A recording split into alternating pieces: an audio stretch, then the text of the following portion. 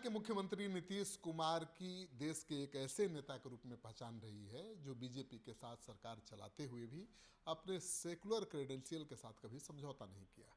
अभी जिस तरह से बीजेपी जिस राह पर चल रही है, हिंदुत्व के राह पर, झारखंड में चुनाव लड़ा, महाराष्ट्र में चुनाव लड़ा, बिहार में जिस तरह से सवाल उठ रहा है हिंदुत्व को लेकर, उस पर बातचीत करने के लिए मेरे साथ हैं बिहार सरकार के कद्दावर मंत्री जमा खान साहब। इनसे बात करते हैं।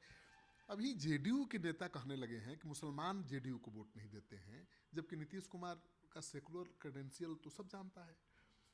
इससे कितना नुकसान पहुंचेगा? देखिए, जो भी नेता के चाहने वाले हैं, नेता को मानने वाले हैं, नेता नीतीश कुमार से प्यार करने वाले हैं, इस बात का जरूर ख्याल रखना चाहिए कि उस नेता ने सबको लेकर चलने की बात की, सबकी विकास की। कौन वोट देता है नहीं देता है, वो ये हम हमेशा कहते हैं कि बिहार में विकास चाहिए। बिहार में विकास के साथ साथ बिहार में रहने वाले हर समाज के लोग मेरे हैं। और ऐसे जो भी बोल रहे हैं ऐसा नहीं बोलना चाहिए, मान ले बोल दिए होंगे। क्योंकि ये है जरूर है कि जितना नेता ने उसके बाद काम किया है, उसके मुताबिक मुसलमान ने वोट नहीं किया, अलग बात है, लेकिन उसके बावजूद मुसलमान वोट करते हैं। नहीं, मुसलमानों को लगेगा ना भाई कि अब जब जेडीयू के नेता लोग मान ही नहीं रहे हैं कि मुसलमान वोट देता है तो फिर क्यों वोट दे? क्योंकि मैंने देखा, बेलागंज गया था मैं, जहाँ भी गया था वहाँ तो मुसलमान दे रहे थे जेडीयू को वोट। मुस्लिम तो मैं कैमूर जिला से आता हूँ, वहीं का मैं एमएलए हूँ। वहीं रामगढ़ उपचुनाव हो रहा था, कई गाँव में मेरा दौरा हुआ, जो अल्पसंख्यक समाज रहती है, माइनॉरिटी के लोग रहते हैं, लोगों ने वोट किया है, बुद्ध बताएगा। बेलागंज मेरी ड्यूटी थी, बेलागंज 10-12 रोज में था, वहाँ भी वोट अच्छा मिला। आपके तरारी में आप चले जाइए, सुनील पांडे जी के बेटा लड़े थे चुनाव, हमसे पूछ लीजिए, वोट उनको मिला है, वोट हर जगह मिला है। लोग कहने वाले कहते हैं, इसे नहीं कहना चाहिए। लेकिन इससे खराब असर पड़ेगा, नाराजगी बढ़ेगी ना। हाँ, नाराजगी में भी अच्छा मैसेज नहीं है। जो नेता होता है, जो सेकुलर है, जो सबकी विकास की बात करता है, कुछ चिंता नीतीश कुमार जी क्या है, नीतीश कुमार जी सबको सबके लिए भलाई किया, सबका विकास किया, कभी वो नहीं कहे कौन देता है कौन नहीं देता है। इसलिए हम लोगों को इस पर नहीं बोलना चाहिए। बीजेपी अभी हिंदुत्व के एजेंडे पर एग्रेसिव है। आप झारखंड में देखा आपने, महाराष्ट्र में देखा, बिहार में भी गिरिराज सिंह ने यात्रा की, तो आपको सहज महसूस करते हैं आप लोग?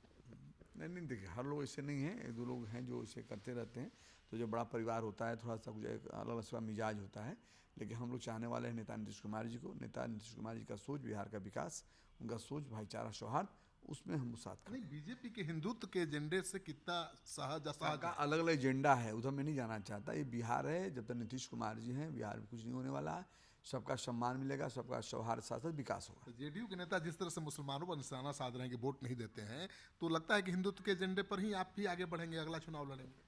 अब वो कहाँ से बोले, कैसे बोले, वो तो जवाब वो देंगे। लेकिन मैं इतना कहूँगा कि नेता नीतीश कुमार जी हम सब लोग मानने वाले हैं, इसलिए उस बात को ध्यान रखें।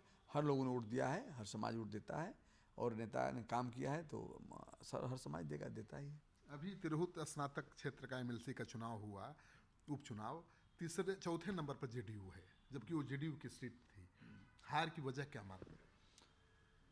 देखिए, अब समीक्षा की बात है, समीक्षा किया जाएगा। लेकिन ये भी है कि कुछ लोग ऐसे भी हैं, कुछ बोलते रहते हैं जो नहीं बोलना चाहिए।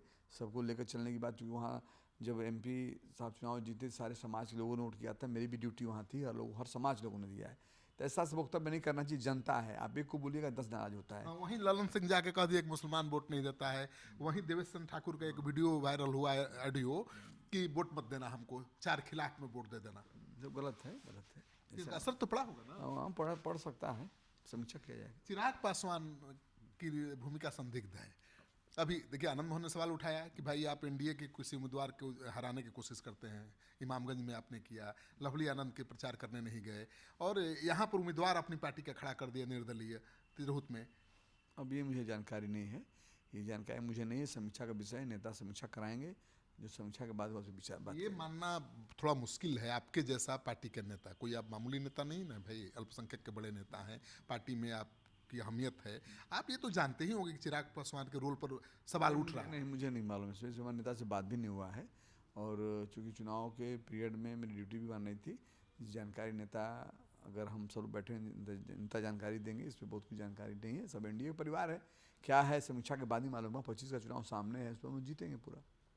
चलिए, तो आप सुन रहे थे जमा खान को, कह रहे हैं कि 25 के चुनाव में पूरा एनडीए एकजुट है और एनडीए की ही जीत होगी। और उपचुनाव जो 4 सीटों के लिए हुआ है उसमें एनडीए को जीत मिली है, तो इससे हौसला बुलंद भी है।